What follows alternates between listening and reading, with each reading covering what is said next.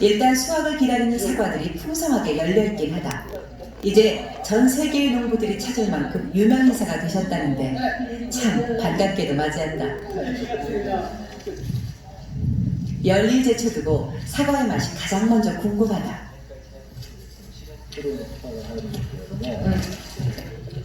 기적의 맛은 어떨까? 완전히 숙성이니까 그 맛이 참 좋습니다. 이곳의 사과나무는 신기한 능력이 있다고 한다. この黒星病、このリンゴが治しているのをお気づきですか？これ、病気の 골치 아픈 병이 돌아도 나무가 스스로 자연 치유를 하니 농약을 칠 필요가 더 이상 없다는 것. 農薬を試していれば 전면은 막 100% 터지거나 農薬がない 근데 확실히 나아지는 게 왜 확실하네요 참. 이곳에서만 볼 수 있는 독특한 현상이다. 잎이 스스로 이제 요 병이 생긴 부분만을 떨어뜨리는 거죠. 저기 구멍을 만들어가. 또 병이 난 부분만 잘라내듯 없애는 신기한 현상도 일어난다. 今まで私のような栽培は不可能と言われてきました。私が土が力を出しやすいようにしたからです。 해답은 나무가 아니라 흙에 있다. 흙의 질에 같은 농부도 감탄한다. 아니 난 놀랐는데 손에 쑥쑥하요 이렇게. 흙이 이렇게 손으로도 간다고 손으로. 아 손으로. 보통 과수원 땅보다 훨씬 부드럽고 좋은 향까지 난다. 우리가 그 산에 인절이 없는 데 가서 가가지고요 내주는 그거가 똑같아요. 아 그래요? 네. 색도 검은 빛을 띌 정도로 진하다. 표면만이 아니라 땅속의 상태도 궁금했다. 그냥 수술인가요? 물 만나지. 토양 검사를 하는데 우선 검사 장비가 깊은 곳까지 쑥 들어간다. 호칭이 어느 정도까지가 그 어떤 상태를 유지하는 걸 보는 거예요. 이웃의 과수원은 농약과 화학 비료를 사용한다. 아 돌리니. 바로 옆이지만 차이가 확 난다. 와 이렇게 보면 확 차이네. 일단 흙의 색깔부터 다르다. 용과를 넣으면 그냥 쑥 들어갔잖아요. 근데 여기는 들어가면 순간부터 굉장히 힘들고 뺄 때도 힘들고. 기무라의 땅은 깊은 곳까지 진한 검은색을 유지하고 있다. 유기물이 깊은 곳까지 풍부하다는 의미다. 김은호 씨의 무트입 농장에는 1m 40까지 그렇게 부드러운 물질로 약 2배 이상이 되는 뿌리 영역을 갖고 있는 김은호 씨의 사과 가수는 훨씬 그 사과의 생육의 양 수분을 빨아들일 수 있는 그런 조건에서 유리한 그런 장을 가질 수 있다고 갖는다고 그렇게 단언을 할 수가 있죠. 흙의 상태는 뿌리에 영향을 준다. 기무라의 땅에선 나무가 깊고 넓게 뿌리를 뻗어 비료 없이도 충분한 영양을 구할 수 있다. 어떻게 이런 좋은 흙을 만들어낸 걸까? 기무라의 과수원은 풀이 무릎까지 올라온다. 게으른 농부라 흉볼 일이기도 한데 오히려 이게 비결이란다. 山の姿を再現しました。山の君たちは肥料も農薬も使わないんですよ。 기무라의 과수원엔 땅을 기름지게 하는 잡초가 자란다. こんな感じで 하지만 이렇게 만들기까지 그의 여정은 험난하기만 했다. 栽培やった。毎年毎年失敗。ですからこの栽培始めて10年でリンゴの花が咲いてくれたわけ。 무농약, 무화학 비료 재배에 도전한 이유는 아내 때문이었다. 농사 짓는 사람이 농약 알레르기가 생겨버렸다. 그래서 찾은 방법이 아무것도 주지 않는 자연농법. 하지만 자연 재배가 가장 힘든 작물이 사과다. 무모한 도전의 결과는 뻔했다. 벌레가 들끓었다. 잎부터 병들기 시작해서 나무 전체가 말라 죽어가기도 했다. 바보숲이라 쏟아졌다. 끼니도 잊기 어려워졌다. 그러나 포기하진 않았다. 今年1年っていうかもう1年の繰り返しで本当か 척박한 시련에 자살하려고 오른 산에서 갑자기 답을 찾았다. 보잘것없지만 중요한 풀의 역할을 놓치고 있었던 것이다. 私もこの栽培やるとき、かつて一般の農家の人のように丁寧に草を刈ってきたんですよ。それで山を見て山の姿をそのてこう草を植えしたんです。ちなみに今隣の畑に行ってみますよ。 철저하게 자연의 생태를 재현하자 좋은 풀이 자라기 시작했다. 그렇게 10년째 되던 해, 드디어 사과꽃이 피었다. 7個咲きました。 주제들이 타다 나눴고 7個。 하나. え 그래서 민었던 거. 2個。 소고대 가능성을 믿었어. 7個咲いた。来年はきっと畑全部が花咲いてくれるだろうと、そう思います。 땅이 자연 상태로 회복되고 있다는 확신이 있었기 때문이다. 꽃이 폈고 드디어 사과도 열렸다. 마을의 바보가 기적을 만들어낸 순간이었다.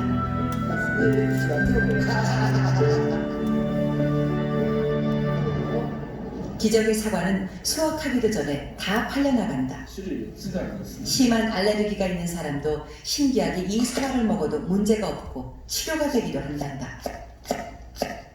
이 고급 레스토랑에서 최고로 귀한 음식 대접을 받는 것도 기적의 사과로 만든 사과 스프다. 사과를 통해 자연의 무엇인가가 사람들에게 전해지고 있는 것 같다.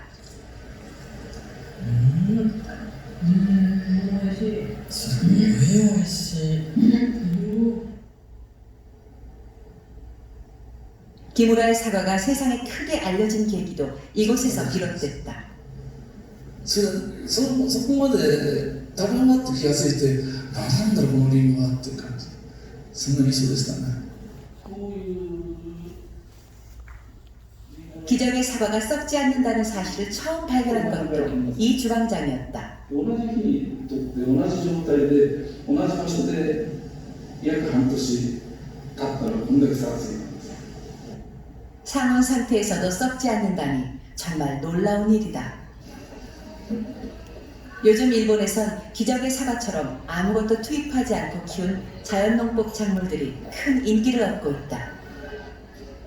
전용 매장엔 늘 사람이 넘친다. 매장 한쪽에선 자연농법에 대한 강의도 열린다. 自然のものは 자연의 것은 環境が整うと発酵するんですね。 환경이 주어지면 썩지 않고 발효를 하게 되어 있습니다. 놀랍게도 자연농 작물은 종류와 상관없이 다른 방법으로 재배한 것들에 비해 썩지 않는다고 한다. 이유가 뭘까? 한국의 자연농가를 찾았다. 농부의 늦둥이 딸이 밭에서 딴 토마토를 곧바로 제 입에 넣고 맛있게도 먹는다. 우리 미주는 토마토를 좋아하지. 아빠가 농약 안 뿌리니?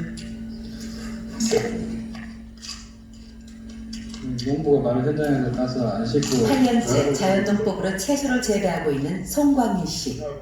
올 봄에 재배했던 오이고요. 오이들이 썩어지는 게 아니고 이게 특징적인 게 이렇게 다른 데는 가면 썩어서 흔적도 찾아볼 수가 없어요. 근데 저희 것 오이는 재배한 지가 오래됐는데 이렇게 썩는 게 아니라 마르는 거죠. 이렇게. 오이가 그냥 가만히 내버려 뒀는데 내버려 둔 거죠. 그럼 말라지는 거죠. 이게 썩지를 않는다는 거죠. 썩지 않는 건 오히려 당연한 일이란다. 원래 맞습니다. 안 썩는 게 맞고요. 성숙 과정에서 질소가 많아서 너무 빠른 속도로 크면 조직이 침밀하지 못하고요.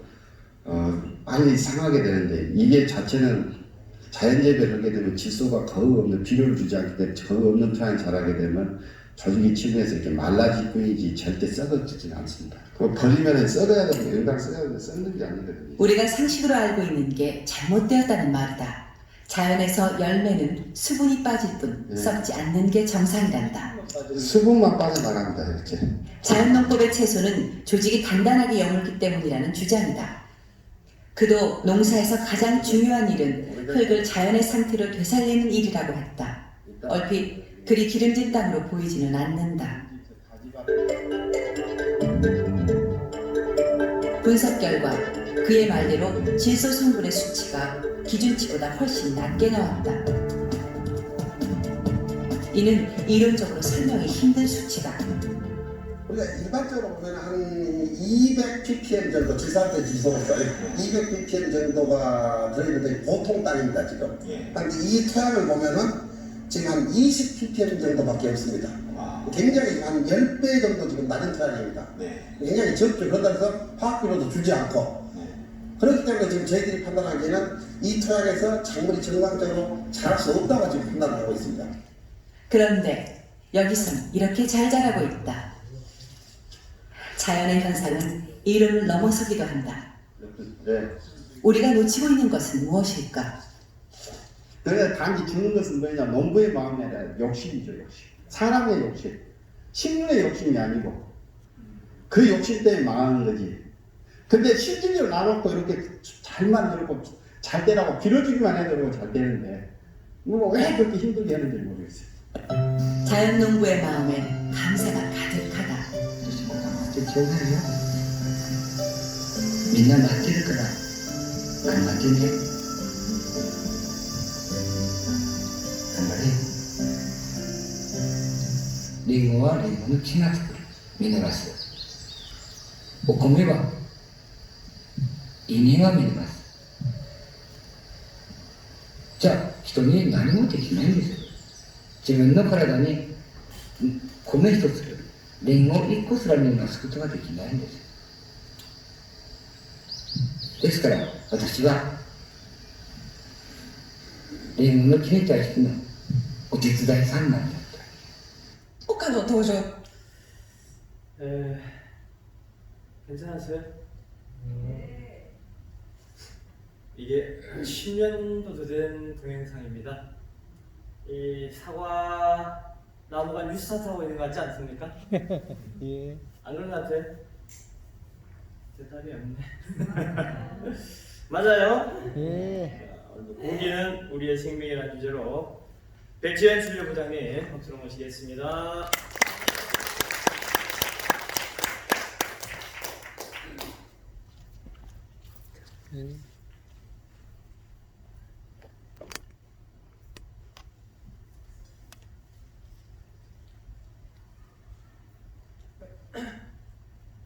이게 켜야 되는 건가요? 나오나요? 예. 이거 지금 기다려서 보다 보니까 오늘 하는 거 다 나왔는데요. 아까 그 농부 땅을 파니까 되게 가볍고 아무 저항 없이 깊이 쑥 들어갔지 않습니까? 그렇죠? 그 안에 공기가 많이 들어가게 되죠. 그렇죠? 살아있는 땅이 되는 거고 유기물이 생기는 거, 우리 유산소 운동해야 되듯이 그렇게 유기물이 생기면서 스스로 정화하고 자연적으로 치료하고 진짜 이걸 만드신 분이 어떤 분인지 모르겠지만 하나님을 아시고 이 자연의 요법을 아시는 분이 그렇게 하신 것 같습니다. 우리가 오늘 제가 말씀드린 제가 쭉 들으시는 분은 아시겠지만 제가 뉴 스타트에 대해서 뉴 스타트가 뭔지 아시죠? 저기 뉴트리션, 그 다음에 영양, 운동, 물, 그 다음에 저번에 그 햇빛에 대해서 했고 이번에는 이제 A 해가지고 에어해서 공기에 대해서 하는 겁니다. 네, 그래서 공기에 대해서 하는데 우리가 너무 그냥 공짜로 얻으니까 너무 이거 아무것도 아니고 중요하지 않게 여길 수도 있지만은 우리가 알고 또 지금 여기 그랬죠? 그 일본 농부가 나는 아무것도 아니고 감사하고 감사하는 마음, 고맙다 잘해줘 하는 그 마음을 갖는 것만 그것만 도와줄 뿐이다라고 말한 것처럼 우리가 이 공기 하나라도 제가 항상 그 말씀드리지만 물한테 무생물한테 감사했을 때 육각수로 변하고 아름다운 모양으로 변했듯이 공기도 우리가 매일 아침 일어나서 하나님을 믿든 안 믿든 살아있게 해서 고맙고 숨쉬게 해서 고맙고 공기야 햇빛아 음식아 감사해야 하면은 다 그게 여러분한테 복으로 건강으로 돌아오게 됩니다. 그래서 지금 오늘 공기에 대해서 제가 여러분들이 아는 거 또 조금 모르는 것도 있을 거고 그걸 좀 짧게 제가 말씀드리겠습니다. 우리가 수조를 우아하게 헤엄치는 금붕어를 볼 수 있죠? 그렇지만 그 금붕어가 물 밖을 벗어나면 살 수가 없습니다. 우리 사람도 마찬가지죠? 공기 없이는 우리가 단 몇 분도 견딜 수가 없습니다. 우리가 사람이 음식을 먹지 않고는 약 한 달 정도 살 수 있다고 합니다. 한 달 정도. 그 다음 물을 먹지 않고 우리가 견딜 수 있는 시간이 약 5일 전이라고 하더라고요. 근데 공기 없이는 10분 이상 가실 분 있으면 제가 매덕을 내놓겠습니다. 예, 공기 없이는 우리가 단 몇 분도 살 수가 없습니다. 그래서 지금 보면은 우리가 몸 안으로 들어가는 그 공기의 양을 보면은 음식 양이 하루에 1.4에서 2kg 정도가 우리가 음식을 먹습니다. 그다음 물이 2에서 3kg 정도 그 정도에 우리가 물을 마십니다. 공기는 15에서 20kg 정도입니다. 우리가 공기가 뭐 무게도 없고 부피도 없나 싶지만은 만질 수도 없고 하니까 하지만 우리가 풍선을 불면은 그 안에 모양이 생기죠? 결국 그 부피가 있다는 얘기죠. 그 다음 우리가 이 하루 들이마시는 그 공기의 무게를 재면 그게 15에서 20kg 정도가 된다고 합니다. 예. 그래서 우리가 전문가들은 의학적으로는 숨쉬는 공기가 먹는 음식보다 훨씬 더 중요하다고 합니다. 그렇죠. 지금 제가 말씀드렸다시피 음식은 한 달 동안 안 먹어도 살 수가 있지만 공기는 몇 분 안에 없으면 저희가 금방 잘못되는 것이죠. 그래서 보면은 사실 우리 음식 같은 걸 보면은요, 제가 이걸 왜 그러냐면은 음식은 사실은 우리 몸을 그냥 통과하는 겁니다.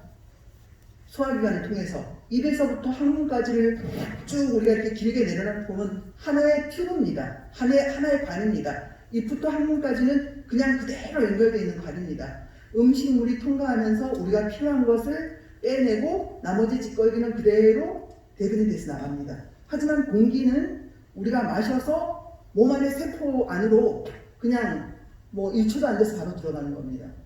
그래서 공기가 굉장히 우리 매 순간 중요한 것이고, 일단은 그 음식 같은 거는 우리 몸 안에서 그래도 1차적으로 좀 걸러지는 게 있죠. 그래서 그걸 지금 음식과 공기의 차이점을 생각하려고 제가 이렇게 했습니다. 잠깐 공부를 하면은 입은 음식물을 잘게 썰어주면서 탄수화물이 소화되기 시작합니다. 그래서 이제 식도는 위로 이제 들어가는 그 연결관이죠. 그 연결해서 음식물을 내려보내고, 그 다음에 위는 주머니 모양처럼 생겼죠. 그래서 거기서는 주로 위액을 내보내면서 저장을 하면서 단백질을 소화시키기 시작합니다. 그 다음에 있는 것이 이제 십이지장인데 여기는 간과 쓸개와 여러 가지들이 연결고리입니다. 소화기관에서 가장 중요한 곳이라고 말할 수 있는 것이죠. 그래서 지방 같은 거 여러 가지 소화액이 나오는 것이고, 그 다음 작은 창자에서는 우리 음식물에서 필요한 우리 영양분을 다 흡수시키는 걸 합니다. 그 다음 큰 창자는 뭘 하냐면은 나머지 찌꺼기를 내보내면서 주로 물을 흡수하는데 비타민 B12라는 그런 것도 여기서 흡수를 하게 됩니다. 그런 역할을 하는 걸 간단하게 봤고요. 자, 지금부터 이제 공기에 대해서 이제 조금 공부를 해보겠습니다. 공기는 여러분들께서 이렇게 보시다시피 여기 있는 이 공기는 20%, 5분의 1이 산소입니다. 지금 우리 조금 전에 여기 일본 그 농부 질소 얘기하는 거 들으셨죠? 예. 제가 미리 답을 얘기하면은 아까 질소, 비료를 많이 쓰면은 질소가 있다고 얘기했죠? 우리 저기 제가 어느 일화를 읽었는데 충주에 비료 공장이 많지 않습니까? 그렇죠? 우리나라는 자원이 거의 부족하죠? 이 비료의 원료를 어디서 수입할까요? 공기에서 수입합니다. 우리가 공기에 지금 5분의 4가 질소죠. 공기에서 산소를 제외한 나머지를 가지고 그걸 가지고 비료를 만듭니다. 그게 주 원료입니다. 공기에. 그래서 지금 아까 여기 말씀했듯이 질소가 있어야지 비료, 화학 비료를 만듭니다. 거기서. 그래서 질소가 아까 200 무슨 ppm인가 그렇게 있는데 이 아까 한국 농부에는 20밖에 안 돼가지고 이상하다 이제 그렇게 얘기하던 게, 그러니까 우리가 의사들이 얘기하는 게 항암을 해야 사는데 항암을 안 한 사람도 자연치되는 분도 있지 않습니까? 이제 그런 거를 이제 빗대어서 우리가 좀 얘기해 볼 수 있는데, 여러분이 이걸 보면서 잘 좀 이렇게 생각을 하고 거기서 잘 캐치를 하셨으면 좋겠습니다. 그래서 공기의 구성을 보면은 산소가 20%고 질소가 78%고 나머지 아르곤, 이산화탄소, 기타 등등 이렇게 있습니다. 그래서 보면은 저번에 물 강의할 때 제가 말씀드렸습니다. 우리의 몸의 70%가 물이고 30%가 이제 우리 이렇게 보이는 이런 물체입니다. 근데 이 30% 중에서도 75%가 단백질입니다. 그러면 우리 몸을 구성하는 제1 주성분은 물이고 제2 주성분은 단백질이 되는 겁니다. 그런데 공기 중에 질소가 비료만 만드는 거 아닙니다. 우리 몸에서는 이 질소가 단백질을 만드는 주 원료가 됩니다. 그래서 우리 소를 보면은 채식만 하는데 어떻게 이렇게 단백질 덩어리가 되죠? 공기 중에서 그 질소가 단백질과 핵산이 돼가지고 그걸 우리 몸 안에서 자연 재생산이 됩니다. 그래서 단백질, 몸 안에는 단백질 수용장이라고 단백질 풀이라는 게 있습니다. 그래서 저절로 그것들이 재합성 됩니다. 그래서 우리가 단백질을 거의 제가 채식주의자는 아닙니다. 가끔 닭고기를 진짜 한 달에 한 번 조금 먹을 때도 있고 이렇게 하는데 거의 소고기는 아예 지금은 안 먹지만은 그런데 제가 근육이 없는 게 아니거든요. 그러니까 단백질 재생산이 사실 여기서 먹는 콩, 잡곡밥만 먹어도 충분하게 이루어져가지고 재생산이 될 수 있는 겁니다. 그래서 우리 공기 중에 질소가 단백질로 주성분이 돼가지고 나중에 그 분자 구조를 이렇게 보면은 거기에 단백질에 질소가 들어갑니다. 그래서 그게 단백질화 될 수 있게 그 때문에 다 우리 몸에 필요하기 때문에 얘기하는 거예요. 그래서 우리 제1성분이 물이고 제2성분이 단백질인데 이 질소가 우리 몸의 구성성분이 하나가 된다 했습니다. 그러니까 공기는 우리가 산소만 생각할 것이 아니라 질소로 봤을 때는 이 공기 자체는 우리의 생명이 되는 겁니다. 예. 제가 여러분들께 조금 간단한 질문을 좀 드리겠습니다. 자, 우리 선생님, 아까 제가 공기를 어느 정도 안 마시면은 몇 분 정도 안 마시면 죽는다 그랬습니까? 근데 저는 솔직히 말해서 제가 숨을 좀 참아보는 연습을 하거든요. 절대로 제가 1분을 못 넘깁니다. 한 3, 40초 되면 벌써 막 머리가 그냥 막 이렇게 되고 하거든요. 그래서 엄밀하게는 이제 우리가 10분을 못 넘긴다는 얘기고 엄밀하게 우리가 공기가 없는 상태로 이제 잘못되는 거는 3분에서 5분 내입니다. 3분에서 5분 내로 숨을 못 쉬면 잘못될 수가 있는 거거든요. 그런데 왜 우리가 숨을 못 쉬면 죽는 걸까요? 김영숙이 왜? 산소가 공급이 안 되니까. 네, 산소가 부족해서 그런 거죠, 그렇죠? 예. 그래가지고 질식을 하게 되는 거죠, 그렇죠? 예, 그렇게 질식을 하게 되는데, 근데 우리 몸이 왜 산소가 필요할까요? 한번 생각해 보신 적 있으세요? 왜 산소가 필요한지? 산소는 이제 혈액을 통해서 세포 공급. 예. 대사는 필요한. 어우, 선생님 잘하시는데요? 예. 대답을 너무 잘하시는데요. 맞습니다. 대사가 되는데 필요합니다. 근데 제가 여러분들한테 한 가지 힌트를 드릴게요. 제가 어릴 때 여기 제가 50이 넘었기 때문에 그 밑에 분들은 잘 모르겠지만 저 어릴 때 이제 시골 아니라 조금만 변두리에 가도 장작불에다가 밥 해먹고 이러지 않았습니까? 그렇죠? 저는 이제 도시에 살았기 때문에 시골 할머니 댁에 가면은 항상 국이고 밥이고 그냥 가마솥에다 장작불 해가지고 다 해주셨어요. 근데 이 불이 잘 안 탈 때가 있지 않습니까? 그렇죠? 그럼 어떻게 합니까? 불이 잘 안 일어나면 어떻게 하세요? 공기를 넣어주고 이렇게 부채를 붙여주고 그렇죠? 장작이 너무 촘촘하게 있는데 공기가 들어갈 수 있게 좀 엉성하게 이렇게 해주죠. 그렇죠? 산소를 넣어줬을 때 장작이 탑니다. 그렇죠? 예. 산소 없이는 아무리 불을 넣어도 탈 수가 없습니다. 그걸 어떻게 할 수 있느냐? 우리가 불을 끌 때 드럼통 같은 걸 딱 덮어버리지 않습니까? 그렇죠? 활활 타는 걸 딱 공기를 차단하면은 불이 꺼지고 온도가 내려갑니다. 자, 그럼 여기서 캐치하실 수 있는 분, 산소가 우리 몸에서 어떤 역할을 할까요? 예. 미토콘드리아가 발전을 하려 그러면 산소가 들어가야 되니까. 네. 영양소가 들어가가지고 예. 그 혈액 속에 들어가가지고 예.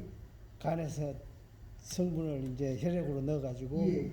미토콘드리아가 발전했을 때 이제 에너지가 되는 건데 예. 발전할 때 이제 산소가 너무 필요한 거죠. 잘하시는데요? 100점이신데요?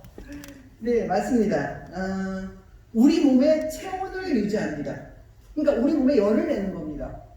결국은 여러분들이 36.5도가 아니라 35도만 밑으로 내려가도 잘못되는 거거든요. 저체온증에 빠지고 이렇게 잘못되는 거거든요. 에너지원이 되는 겁니다. 이 산소가 에너지가 되는 겁니다. 네, 가장 기본이 되는 겁니다. 장작에서 산소를 넣어줬을 때 불이 사는 것과 같이요. 우리 36.5도를 유지하기 위해서 자, 이 체온이 유지가 안 되고 떨어지면은 저체온증이고 1도 낮을 때마다 암도 생기고 뭐 이런 거 여러분들 다 더 잘 아실 거예요. 이제 너무 높아지는 거는 감염 때문에 내 몸이 스스로 타버리는 거죠. 그것도 세포가 그렇게 타면 좋은 게 아니죠. 어떤 이상이 생겼기 때문에. 그래서 일정한 온도를 유지하는 그런 역할을 해주는 게 지금 이 산소의 중요한 역할을 하는 겁니다. 그래서 산소가 우리 어디를 통해서 숨을 쉴까요? 그냥 호흡만 해가지고 숨을 쉴까요? 그럴까요? 만약에 지금 제 몸에 여기다가 페인트를 딱 같이 칠했다고 생각해 보세요. 피부가 제일 많이 쉰다 그랬죠. 예, 피부도 숨을 쉽니다. 예, 피부도 숨을 쉽니다. 그래서 우리 호흡으로만 숨을 쉬는 게 아니라 피부도 숨을 쉰다는 걸 김영 선생님 역시 굉장히 오래 계시면서 이거 동영상 이거 촬영하시고 예배도 촬영하시고 하는 분이거든요. 강의를 열심히 들으셔가지고 잘 아시는 것 같습니다. 예, 그래서 산소는 우리 피부와 호흡기를 통해서 몸에 들어가는데 몸에서 우리가 체온을 만들려고 태웠지 않습니까? 그렇죠? 그럼 또 나쁜 공기가 나올 거 아니에요. 그러면 그 반대 과정으로 산소를 실어나른 그 혈액이 이제 반대 과정으로 나쁜 거를 실어 오면서 또 폐에서 산소를 가지고 또 옮기고 그런 역할을 하는 거겠죠. 그래서 입으로 숨을 내쉬면 나쁜 가스가 나가고 코로 들이쉬면은 산소가 들어옵니다. 예. 그래서 우리 몸의 세포수가 몇 개나 될까요? 60조. 어휴, 뭐 박사들 모르겠습니다. 60조 개가 됩니다. 근데 이 60조 개가 숨 한 번으로 되는 게 아니라는 얘기를 말씀드린 거예요. 피부까지 같이 숨을 쉬어주기 때문에 우리가 너무 단단한 옷이라든가 너무 이 화학 제품으로 둘러싸인 그런 옷들을 입거나 이러면은 몸 안에 이 피부를 통해서 숨을 잘 못 쉬기 때문에 옷도 굉장히 중요한 거, 그걸 좀 알고 계셔야 될 것 같습니다. 그래서 피부도 호흡작용을 한다는 거. 자, 그러면 이제 조금 더 제가 그 미토콘드리아로 가는 거를 이제 조금 더 설명을 드리기 위해서 우리 그 자동차라든가 뭐 에어컨이라든가 여러 가지 기계들이 모두 만들어지는 과정이 우리 사람의 몸에서 그 아이디어를 따왔다는 걸 아시죠? 네. 그래서 우리 사람을 자동차로 이제 이렇게 비유를 했을 때, 그 자동차에서 그 산소가 타서 에너지를 만드는 게 어딜까요? 엔진이죠. 엔진 속에서도 미토콘드리아 역할을 하는 게 뭘까요? 저는 차를 잘 모르거든요. 근데 실린더라고 그러더라고요. 예. 실린더. 예. 제가 모르겠는데 그걸 우리나라 말로 기통이라 그러나 봐요. 그래서 옛날에 어른들이 뭐 6기통 차가 최고다, 뭐 몇 기통 차가 최고다 하는데 제가 차를 잘 모릅니다. 근데 그 말을 얼핏 들은 게 있어요. 그래서 이 기통이 많을수록 그만큼 에너지원이 잘 만들어지고 뿜어내고 이렇기 때문에 좋은 게 되나 봐요. 그래서 이제 그 기통 실린더라고 그러더라고요. 그게. 그래서 그 실린더가 이제 우리 여기서 에너지를 발생하고 달려가게 하고 이제 그런 역할을 한다고 합니다. 그래서 지금 여기 그림을 보면은 우리가 먹은 포도당이라든가 그런 영양분이 산소하고 결합해가지고 거기 지금 모양이 그렇게 노랗게 생긴 모양이 있지 않습니까? 그게 바로 미토콘드리아입니다. 그 안에서 들어가서 에너지를 발생합니다. 그 에너지를 우리가 ATP 이렇게 얘기합니다. 그래서 나머지 에너지를 발생하고 나머지 찌꺼기가 있을 거 아닙니까? 그렇죠? 그게 이제 이산화탄소와 물로써 다시 나와가지고 다시 또 이제 그 적혈구에 있는 헤모글로빈이 이제 가져가고 이러한 에너지들이 우리 생명 활동을 하는 데 사용됩니다. 근육 운동과 여러 가지 수송과 물질 합성, 우리 몸에서 열을 내고 일하고 하는데 그런 데 사용되는 겁니다. 예. 그래서 지금 우리가 왜 산소가 진짜 어떤 일을 하는지 이제 김영 선생님이 너무 잘 아셔가지고 우리가 그것이 들어오면은 산소가 미토콘드리아에 가가지고 거기서 에너지를 합성합니다. 그래서 거기서 열을 내면서 여러 가지 그런 에너지가 활동도 하게 되고 우리 몸에 열을 내서 36.5도를 해가지고 그 36.5도 체온이 유지돼야지 모든 기능이 정상적으로 돌아갑니다. 그래서 산소는 우리를 살아있게 하는 거고 체온 유지를 기본적으로 하는데 도움을 주는 겁니다. 그래서 여러분한테 지금 기본적으로 이렇게 말씀을 드렸고 그래서 보면은 호흡기계를 잠깐 이런 것들이 다 여러분한테 도움이 되기 때문에 제가 잠깐 설명을 드리겠습니다. 그래서 우리 호흡기계를 살펴보면은 지금 여기 위에 보이는 그림이 호흡기계의 상부입니다. 그 다음에 여기 기관지까지 나오죠. 기관지 밑에가 이제 호흡기관의 하부가 되는 겁니다. 여러분들 잘 보시면은 여기 부비동이 있고 인두가 있고 아데노이드가 있고 비강이 있는데 비강이 보면은 잘 보일지 모르겠지만 이렇게 세 겹으로 돼 있죠. 근이 중간에 세 개가 있죠. 예. 그래서 거기 코를 이렇게 안으로 들어보면은 여기 그 살들이 이렇게 세 칸으로 이렇게 잘 보이진 않겠지만 보이는 곳이 하나나 두 개가 보일 겁니다. 그것들이 다 공기를 해서 가면서 나쁜 것들을 다 흡수하는 그런 기관들입니다. 제가 이거를 보여드리는 이유가 여러분들이 코로 꼭 숨을 쉬어야 되고 나올 때는 코나 입으로 내뱉을 때도 되지만은 숨을 들이마실 때는 꼭 코로 하셔야 됩니다. 왜냐하면 입으로 하면은 입은 보호기관이 많지가 않습니다. 그냥 한꺼번에 공기가 다 들어가요. 근데 코로 숨을 쉬면은 여기 안에 여러 가지 보호기관들이 미세먼지를 할지라도 전부 다는 아니지라도 미세먼지나 초미세먼지도 어느 정도 축축하면은 조금 거기서 붙을 수가 있습니다. 예. 그래서 우리가 꼭 이렇게 해야 되는데 여기서 제가 지금 잠깐 보면은 이 비강이라는 데가 중요하죠. 근데 이제 여기 부비동을 보면은 지금 이게 호흡기계의 부비동입니다. 여기 보이는 전두동, 사골동, 상악동, 접평들이 있는데 이런 것들 사실은 태어났을 때 없습니다. 근데 이제 애기들이 자라면서 각각 모양도 다 틀리게 물론 이제 전두동이 있고 여기 사골동이 있고 상악동이 있고 다 있는데 사이즈는 틀리더라도 다 이렇게 나옵니다. 근데 이것들이 이게 원래 이것의 주 목적은 우리 머리뼈 있지 않습니까? 머리뼈가 무겁습니다. 그래서 이게 공기 주머니가 받치고 있는 겁니다. 원래는. 그리고 또 우리 목소리 낼 때 성악하시는 분들 두성을 내야 된다고 하죠. 그게 이 공기가 이 코까지 다 이 부비동까지 다 도는 거를 그걸 두성이라고 합니다. 머리가 울리긴 하지만 결국은 이 공기통이 여기서 이제 그 노래가 나오는 걸 두성이라고 합니다. 근데 이것들이 하는 일은 뭐냐?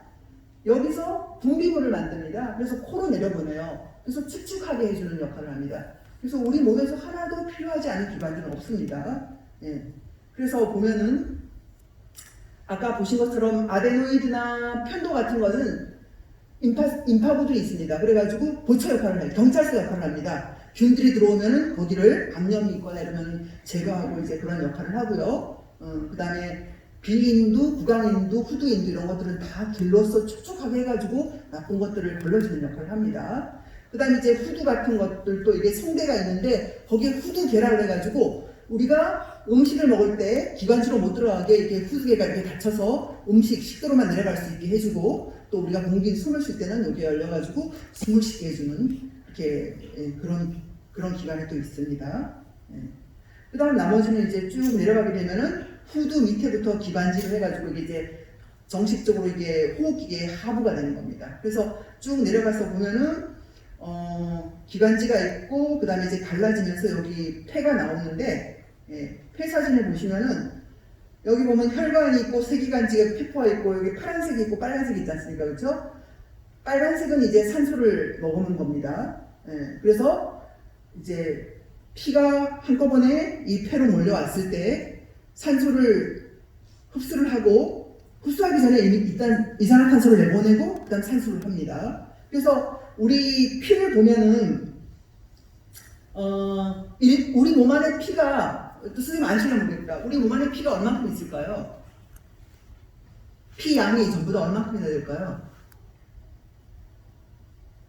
우리 몸 안에 피 양은 우리 몸의 6에서 8% 정도 있습니다. 그래서 성인분들 보통 이제 성인분들 보면은 5리터에서 6리터 정도 있습니다. 그러니까 이제 조금 몸이 작으신 분은 한 4리터도 되고요. 근데 그 리터를 우리가 잘 상상이 안 되면 이제 조금 죄송하지만은 우리가 1.5리터짜리 팩병 있지 않습니까? 그렇죠?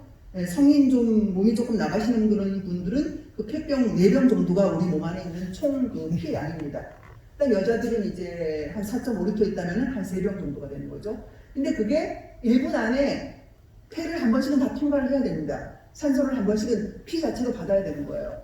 그러자면은 우리 이 페퍼가 어마어마하게 많아야 되는 거죠. 이 페퍼를 우리가 펼쳐놓으면은 우리 이 피부, 체포면 면적의 40배가 됩니다. 펼쳐놓으면은. 그러니까 우리 그 많은 양의 피도 1분 안에 한 번은 다 산소와 이산화탄소를 교환한다는 얘기죠. 예. 몸이 그렇게 신비하고 예, 잘 살아갈 수 있게 예, 되어 있습니다. 그래서 보면은 우리가 호흡을 할 때 코를 통해서 그렇지만 미세먼지를 할지라도 물론 100% 걸을 수는 없지만은 코에서 축축한 코에서 좁은 기관에서 목에서 여러 가지 우리 방어막을 해놨습니다. 그래서 이 우리가 아주 하찮은 공기 쉽게 얻는 공기라고 하지만은 우리가 조금은 방어막들이 있어가지고 여러분들이 안심하고 이제 숨 쉴 수 있게 이렇게 되어 있습니다. 그래서 보면은 이제 페퍼에서 산소를 교환했지 않습니까? 그럼 여기 보면은 여러분들 이렇게 병원 가실 때 빈혈이 있다, 헤모글로빈이 얼마냐, 뭐 헤모글로빈이 낮아서 수혈을 한다 이런 얘기 많이 들어보셨을 거예요. 보면은 적혈구가 이렇게 생겼습니다. 약간 중간에 쏙 들어가서 생겼는데 중간에 거기 뽕뽕뽕뽕 이렇게 비어있죠? 적혈구 첫 번째 그림 보면은 예. 네, 여기 안 보이네. 여기 적혈구가 뽕뽕 비었는데 거기 지금 헤모글로빈입니다. 그게 헤모글로빈이 산소를 운반합니다. 적혈구 내에서 헤모글로빈이 하는 일이 산소를 운반하는 겁니다. 그래서 헤모글로빈이 떨어지면은 7.0 이하가 돼야 되면은 무조건 수혈을 해야 되는 거고요. 7.0 이상이라도 이제 본인이 어떤 이상을 느끼거나 이러면은 본인이 자해해서 이제 그런 것들도 진단을 받아야 되는데 정상적인 이제 헤모글로빈은 보통 11에서 12 검사실마다 틀리지만은 그 정도가 됩니다. 그래서 거기 산소가 채워지면 그렇게 볼록해지고